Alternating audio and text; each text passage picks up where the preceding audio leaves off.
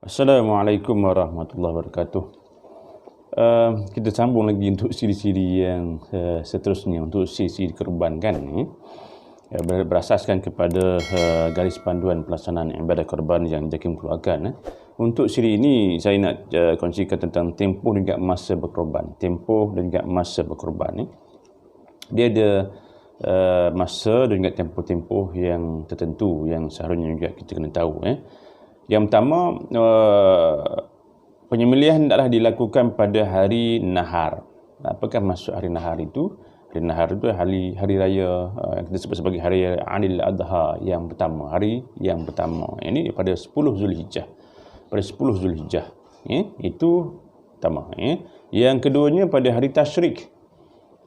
Apakah yang dimaksudkan pada hari tasyrik? Hari tasyrik ini juga pada hari 11, 12 hingga 11, 12 dan juga 13 Zulhijjah. Yang meliputi pada malam yang ke-11, malam yang ke-12, sampailah malam yang ke-13. Yang itu adalah penyembelihan yang dibenarkan untuk kita nak sembelih korban. Jadi pastikan pada 10, 11, 12 dan juga 13 termasuk pada malamnya itu. Dan juga korban tidak sah dilakukan pada malam hari sebelum hari raya Aidil Adha tu. Ada juga pada malam maknanya pada 10. Maka tak sah, tidak sah dilakukan pada malam sebelum hari raya tu. Maknanya kalau kata di sini, kalau kita sembelih pada malam hari raya, yang tu tidak sah. Dan juga tidak sah dilakukan pada malam yang ke-14 Zulhijjah. Malam yang ke-14 Zulhijjah juga tak boleh. Jadi dalam hal ini penyembelihan hendaklah dilakukan apabila berlalunya masa 2 rakaat. Selepas 2 rakaat solat sunnah Aidil Adha itu serta bacaan khutbah.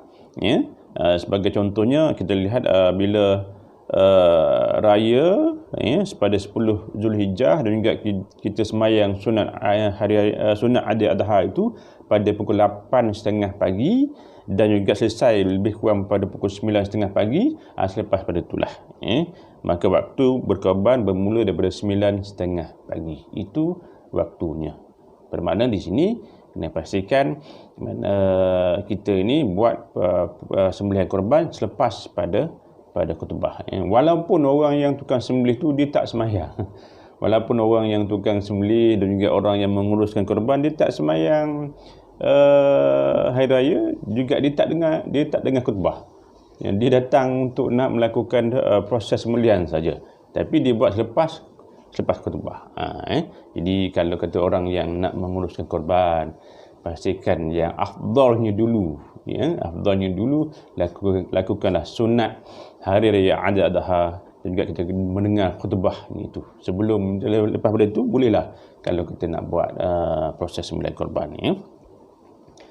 Kemudian penyembelihan yang dilakukan selepas tempoh tersebut, sama ada imam menunaikan solat atau tidak, sama ada orang yang berkorban menunaikan solat ataupun tidak, sama ada imam menyembelih haiwan korban ataupun tidak, hukumnya sah sebagaimana yang saya sebutkan tadilah. Waktu penyembelihan korban berterusan siang dan malam.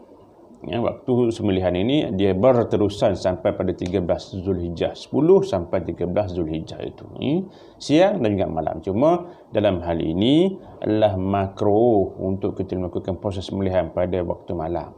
Makruh. Ialah kalau bukan hanya sembelihan korban, sembelihan biasa pun juga makruh kita sembelih pada waktu malam ini. Sebelum kita lihat ialah kalau kata pada waktu malam ni banyak benda-benda yang kutnya terlepas pandang.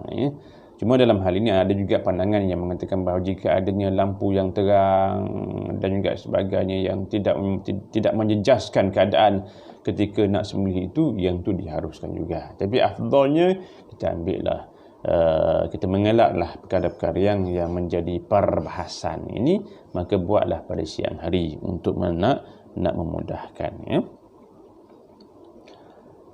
Bagi penyembelihan korban yang dilakukan sebelum terbit fajar, maka hukumnya tidak sah selepas terbitnya fajar. penyembelihan korban yang dilakukan selepas terbit matahari dan sebelum waktu solat sunat hari raya Aidil Adha dah tidak mendapat pada sunat dan juga tidak dikira sebagai ibadah.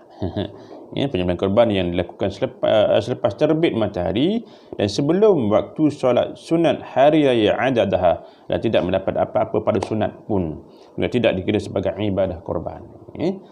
So dalam hal ini, kalau kata nak buat sembelihan boleh, jangan sembelihan korban, sembelihan biasa, sembelihan macam juga untuk kambing hibah, lembu hibah, kan, ada juga lembu hadiah ini, sembelihlah pada waktu ini sebelum solat sunat hari raya Aidil Adha, sebab mungkin juga daging ini nak makan, nak diberi makan kepada petugas-petugas, pelapah-pelapah juga orang yang datang tu.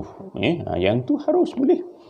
Yang itulah yang diminta supaya kalau kata nak ada sembelihan sebelum tu, bukan sembelihan korban, sembelihan biasa, sembelihan hibah, yang tu boleh buat.